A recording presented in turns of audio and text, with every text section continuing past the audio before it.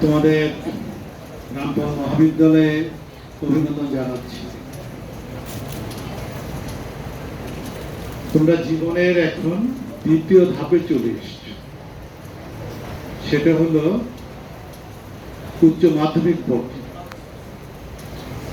এই পর্যায়ের ফলাফল, এই পর্যায়ে তোমার রেজাল্ট, এই পর্যায়ে তোমার জ্ঞান তোমাকে ভবিষ্যতে বিশ্ববিদ্যালয়ে, মেডিকেল, বুয়েট ইত্যাদি জায়গায় নিয়ে যাবে।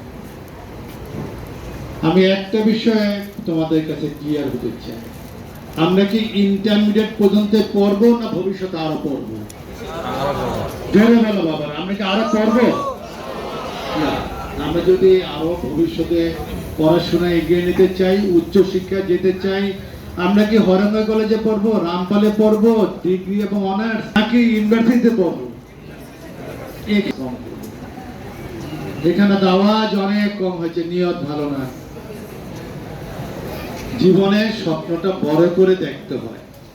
আমরা তো পৃথিবীতে একবারে এসছি, আর আসবো? আর তো আসার সুযোগ নেই।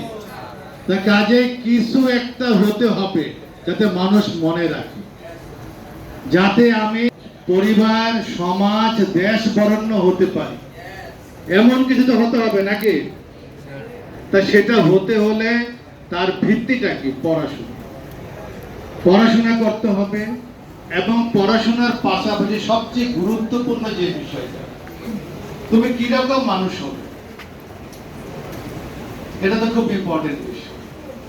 আমরা যখন ছোটবেলা পড়াশোনা করেছি, আমি একটি গভর্নমেন্ট ইনস্টিটিউশনের ছাত্র, এখানে 2-1 ছাত্র এসেছে। তো আমি ওই স্কুল থেকে 1982 সালে এসএসসি পাস।